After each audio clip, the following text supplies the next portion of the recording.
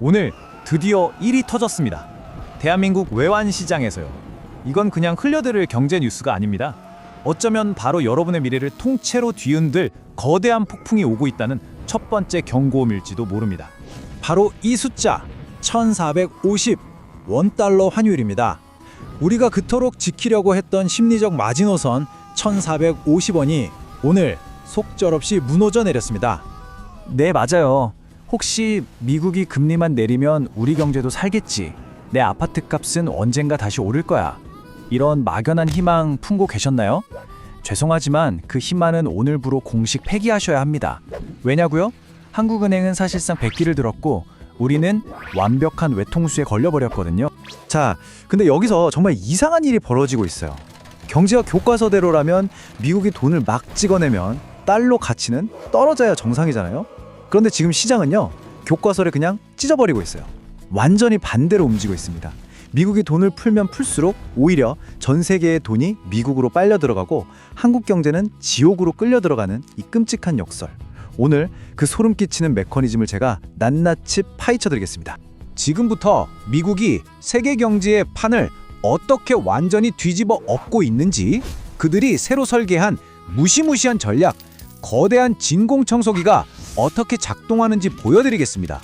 예전에는요, 미국이 돈을 풀면 그게 수도꼭지를 활짝 튼 것처럼 전 세계로 달러가 흘러넘쳤어요. 그 덕분에 우리 같은 신흥국들도 함께 성장할 수 있었죠. 이걸 낙수 효과라고 불렀고요. 하지만 지금은요, 완전히 다릅니다. 이제 미국의 돈 풀기는 전 세계의 자금을 블랙홀처럼 빨아들이는 거대한 진공청소기가 됐어요. 게임의 룰이 180도 바뀐 겁니다. 자, 이 그림을 한번 보세요. 되게 간단해요. 미국 중앙은행이 돈을 찍어내면 그 돈이 예전처럼 한국으로 오는 게 아니에요. 오히려 한국에 있던 돈까지 싹 유혹해서 미국으로 데려갑니다. 한번 생각해 보세요. 전 세계에서 제일 안전하고 이자도 많이 주고 앞으로 성장할 게 뻔한데 뭐하러 위험하게 원화를 들고 있겠어요. 그렇죠?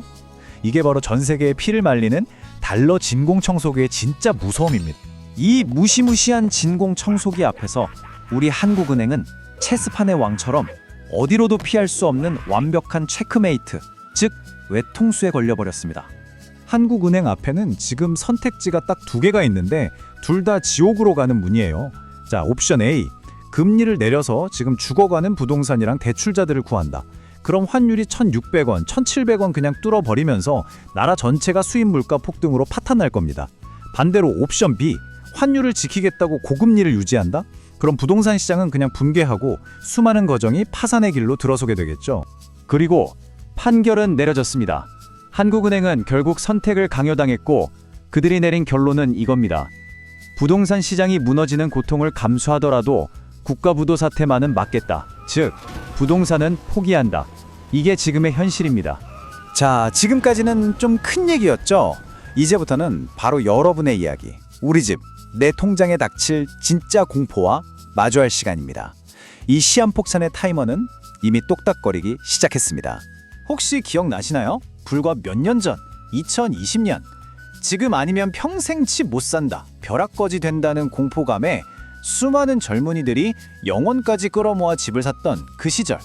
그때 대출금리가 연 2.5%, 정말 꿈같은 시절이었죠. 하지만 그때 받은 대출 대부분이 5년 고정금리 상품입니다. 그 달콤했던 5년짜리 보험하기 바로 내년부터 2025년부터 사라집니다. 이 그래프가 바로 그들이 마주하게 될 끔찍한 현실입니다.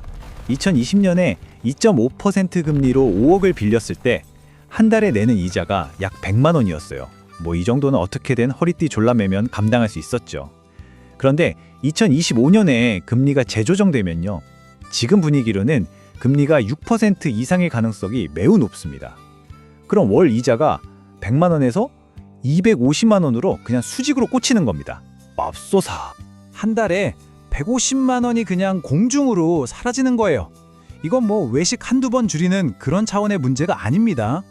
아이 학원을 끊고 보험을 해제하고 적금을 깨서 버티다가 결국엔 두 손 두 발 다 들게 되는 말 그대로 생존의 문제입니다. 아마 이쯤에서 많은 분들이 이렇게 생각하실 거예요. 에이, 그래도 설마 강남까지 무너지겠어? 강남 불패 신화가 있잖아? 과연 그럴까요? 죄송하지만 그 신화는 이번엔 깨질 겁니다. 위기의 순간에 자산 가격을 결정하는 건 그 자산의 가치가 아니에요. 바로 유동성, 즉 돈의 흐름입니다. 아무리 비싼 다이아몬드라도 사막 한가운데서 사줄 사람이 없으면 그냥 돌멩이잖아요. 지금 당장 현금 30억 원을 들고 와서 강남 아파트를 사줄 사람이 대한민국에 과연 몇이나 남아 있을까요?